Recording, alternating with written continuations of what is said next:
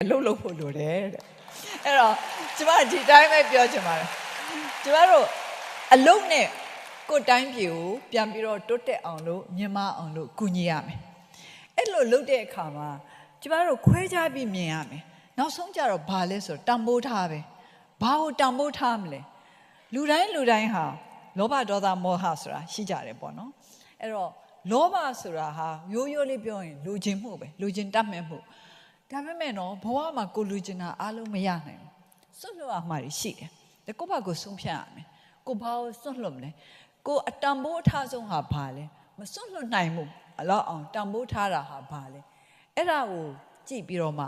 အားလုံးလူချင်းနေဆိုရင်မဖြစ်နိုင်ဘူးဒီတော့ကျမတို့တိုင်းပြည်တိုးတက်ဖို့အတွက်လှုပ်ချင်နေဆိုလို့ရှိရင်ကိုပိုင်းလူချင်းတဲ့အထက်ကတချို့ဟာတွေတစ်စိတ်တစ်ပိုင်းစွန့်လွတ်တဲ့ရင်လည်းစွန့်လွတ်ရမှာပဲစွန့်လွတ်ဖို့လိုရင်လည်းစွန့်လွတ်ရမှာပဲဒါပေမဲ့လိုချင်းစွန့်လွတ်ရမယ်နောက်ပြီးတော့ငါစွန့်လွတ်ပါတယ်ဆိုပြီးတော့ကြွားဖို့လည်းမဟုတ်ဘူးဒါတကယ်ကိုစိတ်ထဲမှာကျမလေးဟို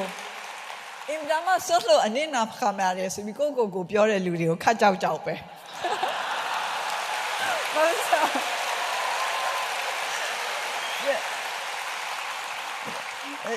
ကျမစိတ်ထဲမှာလေအဲ့လိုပြောတဲ့လူတွေကတစ်နေ့တစ်ချိန်တစ်ခါမှအကျွေးများတောင်းမလားလို့ဒီလို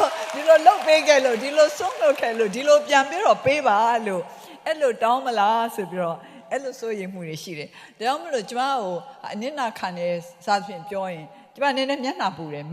စိတ်ထဲမှာတစ်မျိုးဖြစ်တယ်ကျမအနစ်နာခံတယ်လို့ကျမမယူဆဘူးကျမလှုပ်ချင်တဲ့ကိစ္စကိုကျမရွေးချယ်တယ်ကျမရဲ့ရွေးချယ်မှုအရာကျမလှုပ်တယ်အဲ့တော့ဒီလို